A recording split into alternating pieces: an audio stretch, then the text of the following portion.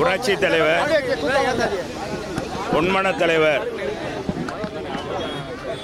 கொடுத்து கொடுத்து சிவந்த கரத்துக்கு சொந்தக்காரர், புரட்சி தலைவருடைய 37வது நினைவு நாளில் மதுரை மாநகர் மாவட்ட கழகத்தின் சார்பாக புரட்சி தலைவருடைய திருவுருவ சிலைக்கும் அருகாமையில் இருக்க புரட்சி தலைவர் அம்மாவுடைய திருவுருவ சிலைக்கும் மாலை அணிவித்து மாநகர் மாவட்ட கழகத்தின் சார்பாக உறுதிமொழி ஏற்றிருக்கிறோம். புரட்சி தமிழர் எடப்பாடியார் தலைமையில் வருகிற 2026இல் புரட்சி தலைவர் அம்மாவுடைய நல்லாட்சியை புரட்சி தமிழர் எடப்பாடியார் தலைமையிலே அமைப்பதற்கு இன்னைக்கு உறுதிமொழி எடுத்திருக்கிறோம் என்பதை இந்த நேரத்தில் தெரிவிச்சுக்கிறேன். செயல்பாடு இப்போ விறுவிறுப்பாக நடந்து கொண்டு இருக்கிறது. கழக பொதுச் செயலாளர் தொகுதி வாரியாக 234 தொகுதிக்கும் வர இருக்கிறார்கள். அதுபோக கழகத்தில் இன்னைக்கு ஆங்காங்கே பூத்து கமிட்டியினுடைய கிளைகள் அமைக்கப்படுகிறது. புரட்சி தமிழர் எடப்பாடியாருடைய பொதுச் செயலாளருடைய வழிகாட்டுதலின்படி இன்றைக்கி நாங்கள் இன்றைக்கி அதுக்கு எடுத்திருக்கோம். எந்த கட்சியிலும் இல்லாத அளவுக்கு அண்ணா திராவிட முன்னேற்ற கழகத்தில் கிளை செயலாளர் உருவாக்கப்பட்டிருக்கிறார்கள். இந்த கிளை செயலாளர் என்பவர் அந்த வார்டில் தனக்கு வழங்கப்பட்டிருக்கின்ற பகுதி அந்த பாகத்தில் இருக்கின்ற 1000 வாக்குகளோ 1500 வாக்குகளோ அந்த வாக்குகளை சிந்தாமல் சிதறாமல் வாக்குச்சாவடி கொண்டு வந்து கழகத்துக்கு பெரும்பான்மை கிடைக்கிற மாதிரி செயல்பட வேண்டும் கழக பொதுச் செயலாளர் எங்களுக்கு ஆணையிட்டார். அதன் அடிப்படையில் அந்த பணிகள் விரைவாக நடந்து கொண்டிருக்கு.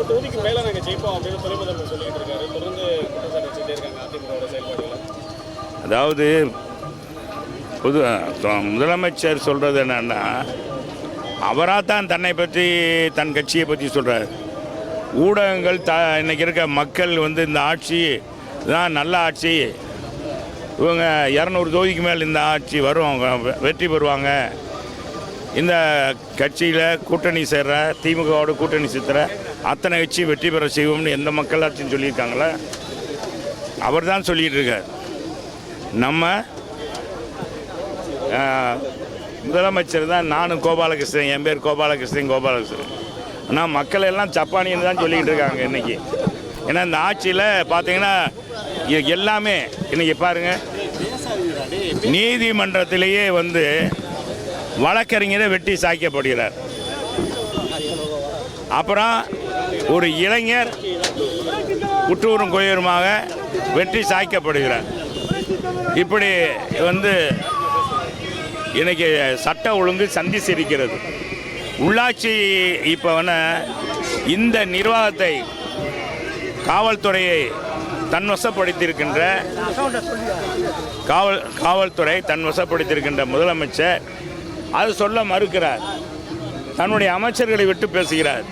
இதிலிருந்தே என்ன தெரிகிறது என்றால், அவருடைய ஆட்சியை இன்னைக்கு சட்ட ஒழுங்கு சந்தி சிரிக்கிறது, காவல்துறை செயலிழந்து விட்டது, சட்ட ஒழுங்கு மோசமாக இருக்குது என்பதற்கு எடுத்துக்காட்டு தான் நாள்தோறும் இன்றைக்கி சட்டத்துறை அமைச்சரை வைத்து இன்றைக்கி பேச விட்டு கொண்டு இருக்கிறார்.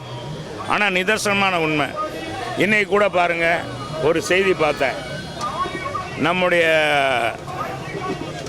மின்சார மதுவிலக்கு ஆயத்துறை அமைச்சர் செந்தில் பாலாஜியுடைய அவருக்கு வழங்க இருக்கிற அது ஜாமீனை ரத்து பண்ணணும் கொடுத்துருக்காங்க. அதனுடைய நீதிபதி விலகிட்டார். அனிதா ராதாகிருஷ்ணனுடைய நீதிபதியும் விலகிட்டார். எப்படி நடக்குது பாருங்கள். நீதிபதிகளே இந்த ஆட்சியில் பயப்படுறாங்க. இன்றைக்கி பார்த்தீங்கன்னா ஒரு எடுத்துக்காட்டுக்காக சொல்கிறேன். இந்த மாதிரி ஆர்எஸ் பாரதியினுடைய அவர் மீது போடப்பட்ட வழக்கை விசாரிக்கிற நீதிபதியும் இன்றைக்கி அந்த கேஸிலிருந்து விலகிக் கொள்கிறார். இப்படி பலர் விலகிருக்காங்க. இன்றைக்கி பார்த்தா அந்த ஆட்சியில் எல்லாமே நெருக்கடி கொடுக்குறாங்க அப்படின்ற உண்மையான நிதர்சனமான உண்மையாகும்.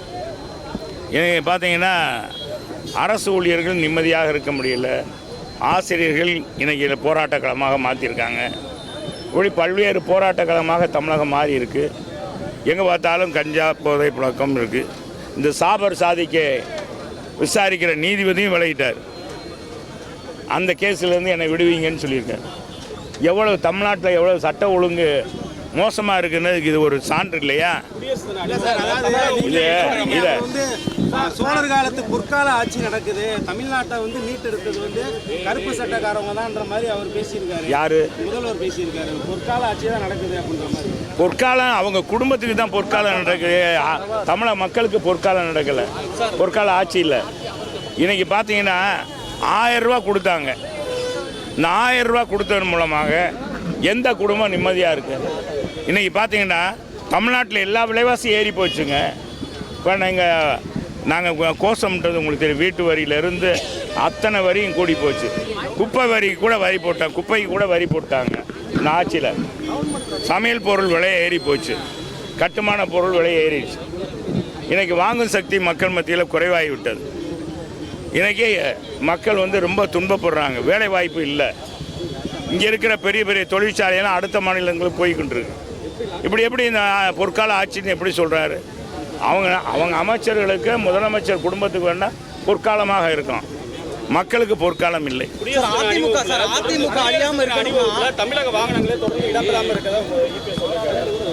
அம்மா அவர் நடக்கிறத சொல்கிறார். நாங்கள் எங்கள் ஆட்சி காலத்தில் நாங்கள் ஆட்சி இருக்கும்போது தொடர்ந்து 10 ஆண்டுகள் எங்களுடைய அலங்கார ஊர்திகள் தமிழ்நாட்டுடைய கலாச்சாரங்களை பிரதிபலிக்கின்ற வகையில் டெல்லியில் அந்த குடியரசு தின அணிவகுப்பில் கலந்துக்கிட்டாங்க.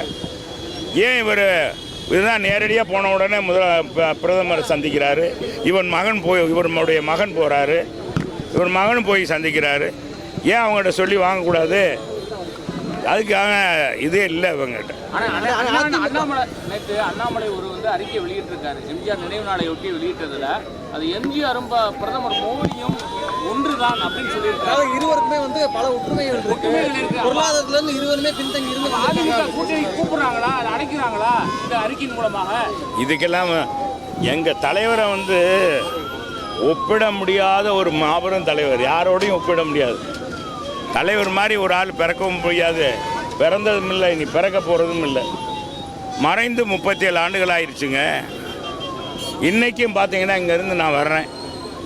நான் அந்த கிராமத்திலேருந்து வந்துட்டுருக்கேன். எங்கே பார்த்தாலும் தான் ரேடியோ செட் வச்சுருக்கேங்க. யாருக்கும் நாங்கள் அழுத்தம் கொடுக்கல. 50-60க்கு மேற்பட்டவங்க அவங்களா தன்னிச்சையாக புரட்சி தலைவருக்கு நினைவு நாள் வால் போஸ்ட் அடிச்சிருக்காங்க. இதெல்லாம் 37 ஆண்டுகள் மறைந்தவர். இன்றைக்கி பார்த்தீங்கன்னா 2-3 ஆண்டுகளில் இன்றைக்கி கலைஞருடைய பேர் தெரியுதா? அவங்க திமுகவுடைய பேனர்லேயே பார்த்தீங்கன்னா அங்கே ஸ்டாலினும் உதயநிதியும் தான் மின்றாங்களே ஒழிய அங்கே கலைஞர் படம் கூட இல்லை. அப்படிப்பட்ட சூழ்நிலையில் கலைஞருடைய இது கிடையாது. மறந்துட்டாங்க மக்கள். மற்ற எத்தனையோ தலைவர்கள், கலைஞர் மட்டும் இல்லை, எத்தனையோ தலைவர் மறந்துட்டாங்க. இவங்க அங்கங்கே ஒவ்வொரு மாவட்டத்திலையும் போய் மக்கள் வரிப்பணத்தை கொண்டு கட்டப்படுகிற கட்டடங்கள், திட்டங்களுக்கு கலைஞருடைய பெயரை வைக்கும்போது தான் அவர் பெயர் தெரியுதே ஒழிய அது பிறகு எந்த பெயரும் யாரும் சொல்கிறது கிடையாது. சார், அதிமுக அழியாமல் இருக்கணும்னா தேசிய ஜனநாயக கூட்டணியில் இணைஞ்சா மட்டும்தான் முடியும்னு சொல்லிட்டு அவர் கருத்தை அவர் சொல்கிறார். எங்கள் பொதுச் செயலாளர் தனித்தன்னு நாங்கள் வெற்றி பெறுவோம்னு சொல்லியிருக்கோம். நாங்கள் இல்லை அடுத்த தலைவர்கள் சொல்கிறதெல்லாம் நாங்கள் கருத்தில் கொள்ள முடியும். ஏன்னா இல்லை, அதை பல்வேறு கட்சியில் இணைகிறாங்கன்னு பத்திரிகையில் வருது. உண்மை நிலவரம் என்னன்னு தெரியாது. நாம் தமிழர் கட்சியினுடைய தலைவர், நிறுவன தலைவர் அவரே சொல்லியிருக்காரு. சும்மா பத்திரிகைகள், ஊடகங்கள் வேணுண்டே எங்களுடைய இயக்கத்தை இன்றைக்கி அவங்க குறைவாக மதிப்பிடுறாங்க. தனியார் ஒரு மனக்குறைபாடு போனால் கூட 2000 பேர் சேர்ந்துட்டாங்க, 3000 பேரோடு சேர்ந்தாங்க அப்படின்னு போடுறாங்க. அதெல்லாம் உண்மை நிலவரம் இல்லைன்னு சொல்லியிருக்காரு. எனவே அதையெல்லாம் நம்ம போய் என்ன சொல்ல முடியும்? அவர் ஒன்றும் ஆளுங்கட்சியாக வரல, ஆளுங்கட்சியாக இல்லை. இன்றைக்கி திமுக தான் இன்றைக்கி தமிழ்நாட்டு மக்களை இன்றைக்கி சொன்ன வாக்குறுதியை பூரா பொய்யான வாக்குறுதிகளை கொடுத்து அரசு ஊழியர்கள், ஆசிரியர்களுக்கு, மக்களுக்கு ஏமாற்றி இன்றைக்கி ஆட்சி வந்திருக்காங்க. எனவே இந்த ஆட்சியில் யாருமே நிம்மதியாக இல்லை. நீதிபதிகளே நிம்மதியாக இருக்க முடியல.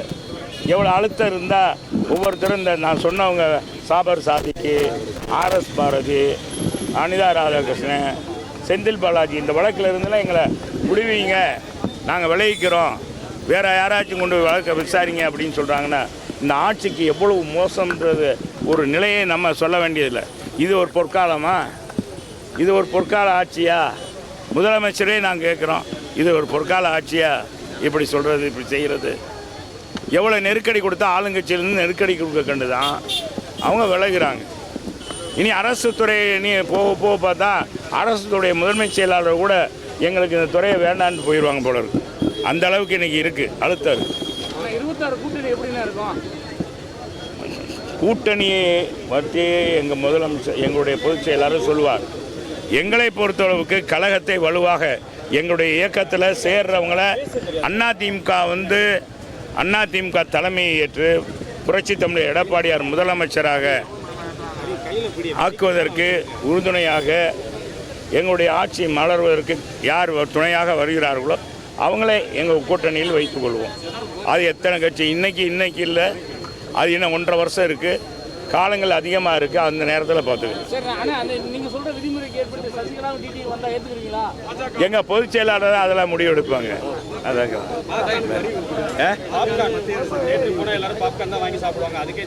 உண்மையில் இதெல்லாம் கண்டிக்கத்தக்கது தான். உண்மை பாப்கார்னு கூட வரி வைக்கிறாங்க, ஜிஎஸ்டி போடுறாங்கன்னா உண்மையிலே எந்த இதில் போடுறாங்க என்னன்னு தெரியல.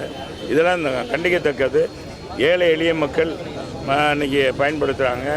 சாதாரண பிள்ளைகள், மாணவ செல்வங்கள், குழந்தைகள் வாங்கி சாப்பிட்றோம். அதில் போய் இன்னைக்கு ஜிஎஸ்டி வருமா? அது அபரிதமான வருவாய் வருதுன்னு சொல்கிறாங்க. இதுக்கெல்லாம் வருவாய் போடுவோம், இதுக்கெல்லாம் வரி விதிப்பது என்பது ஏற்றுக்கொள்ளத்தக்கதல்ல. சரி, தமிழர் திருநாள் வாழ்த்துக்கள். தமிழர் திருநாள் வாழ்த்துக்கள்.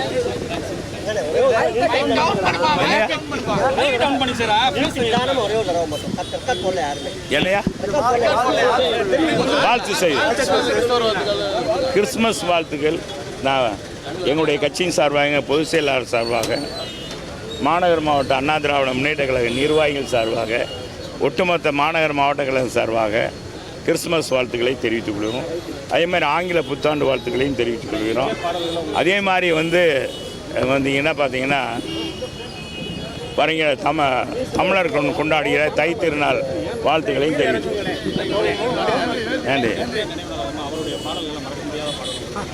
எல்லா பாடலுமே மறக்க முடியாது. நானே அவர் வழியில் பின்பற்றி, அவர் சின்ன பிள்ளையிலேருந்து அவர் பாடல்களை பார்த்து தான், அவர் நடித்த கதாபாத்திரங்களை பார்த்து தான் நான் வாழ்ந்தவன், வளர்ந்தவன். எனக்கு அப்பா கிடையாது, அண்ணன் கிடையாது, 2 பேர் சிஸ்டர் மூத்தவங்க. எனவே அவருடைய பாடல்கள் தான் எனக்கு உந்து சக்தியாக இருந்தது.